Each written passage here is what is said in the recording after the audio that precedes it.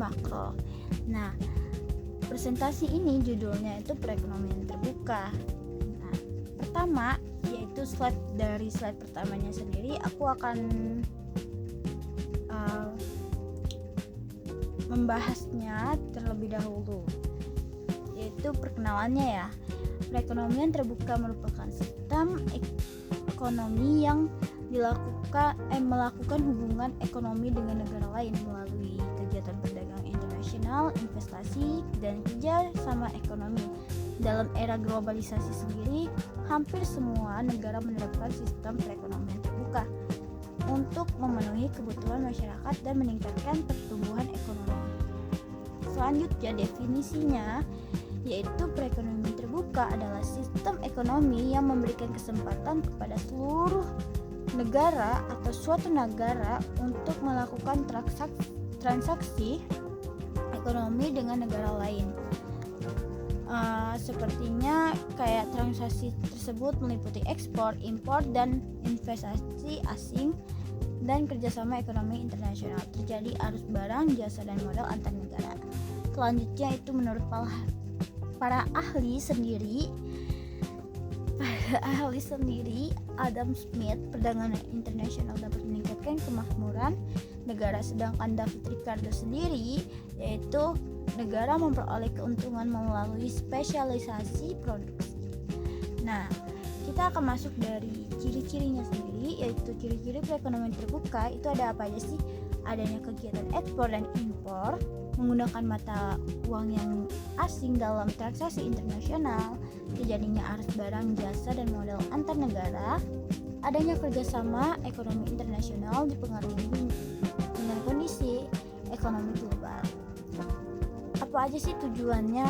Nah, tujuannya ini ada di slide yang ini. Slide ini menjelaskan tujuannya, yaitu pertama memenuhi kebutuhan masyarakat yang tidak dapat diproduksi di dalam negeri, meningkatkan pendapatan nasional melalui ekspor. Lalu ada namanya meningkatkan kualitas sumber daya manusia,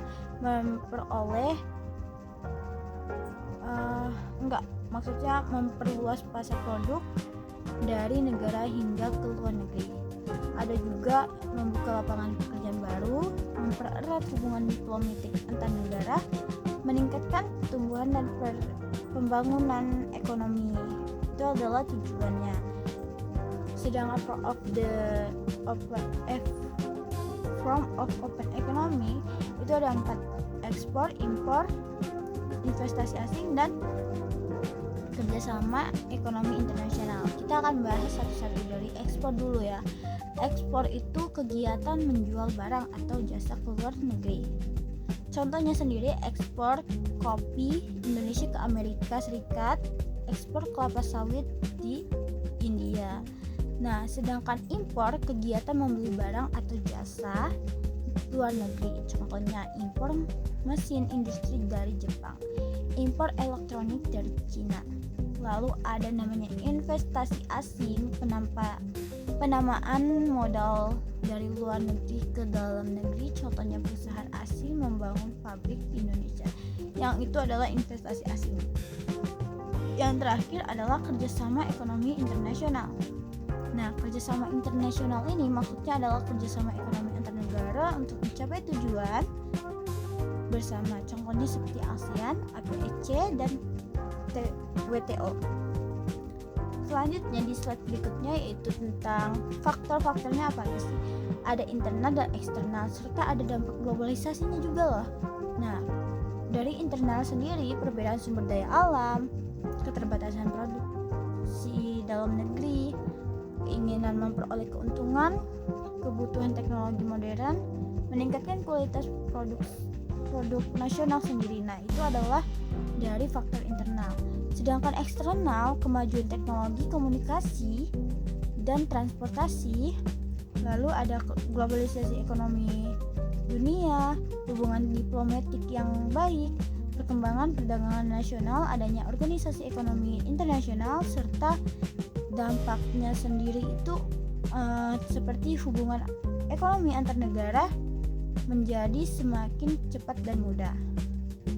Selanjutnya itu ada beberapa manfaat dari perekonomian terbuka sendiri. Manfaatnya itu kayak kita bisa menambah devisa negara melalui ekspor, memperluas pasar dari bagi produk lokal, meningkatkan kualitas barang dan jasa, lalu ada mempercepat transfer ilmu pengetahuan dan teknologi, menarik investasi asing, membuka lapangan pekerjaan baru, meningkatkan pertumbuhan ekonomi nasional, mempererat hubungan antar negara.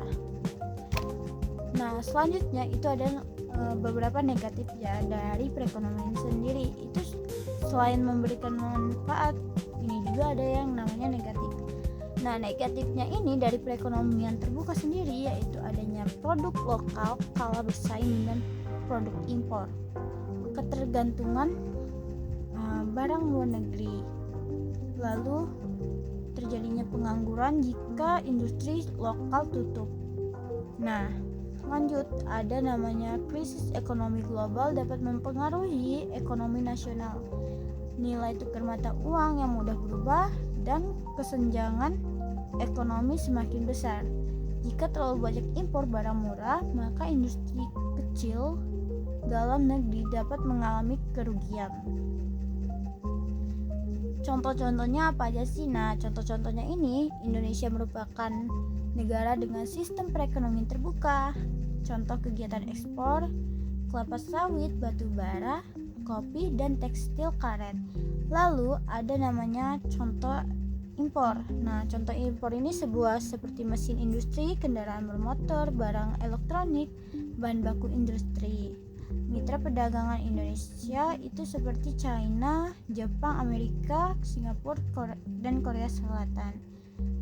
Sedangkan kerjasama internasional itu Indonesia aktif dalam ASEAN, WTO, dan G20. Plans of payments. Neraca pembayaran internasional adalah catatan seluruh transaksi ekonomi antara suatu negara dengan negara lain dalam periode tertentu. Fungsi neraca pembayaran seperti mengetahui kondisi ekonomi negara, jumlah devisa, pengambilan kebijakan ekonomi.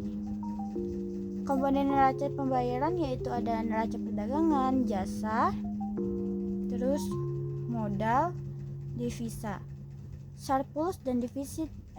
Defisitnya yaitu surplus sendiri ekspor lebih besar daripada impor, defisitnya sendiri itu impor lebih besar daripada ekspor. Itu adalah sebalikan dari surplus sendiri. Government policy yaitu apa sih peran penting dalam menjaga stabilitas ekonomi upaya pemerintah. Nah, meningkatkan kualitas produk ekspor, memberikan subsidi kepada industri lokal, membatasi impor barang tertentu, menjaga stabilitas nilai tukar rupiah, meningkatkan daya saing UMKM, menjalin kerjasama internasional, meningkatkan kualitas tenaga kerja, tujuan kebijakan agar ekonomi nasional tetap stabil dalam mampu bersaing di pasar global. Terakhir adalah kesimpulan. Nah, kesimpulan ini perekonomian terbuka memungkinkan suatu negara berfungsi dengan negara lain. Bentuk hubungan ekonomi meliputi ekspor, impor, investasi, dan kerjasama internasional. Lalu ada namanya sistem memberikan manfaat besar, seperti peningkatan devisa dan pertumbuhan ekonomi. Namun terdapat juga dampak negatif, seperti persaingan produk asing. Pemerintah juga harus bisa memberikan kebijakan yang tepat agar manfaat perekonomian terbuka lebih besar daripada dampak negatifnya. Baiklah, itu yang presentasi yang kita bahas, yang aku bahasin dan aku jelasin maksud dari itu semua perekonomian terbuka. Nah, saya akhiri billahi taufiq hidayah. Assalamualaikum warahmatullahi wabarakatuh. Terima kasih semua yang telah melihat dan mendengarkan sesama. Sampai jumpa kembali. I just had to let you know you're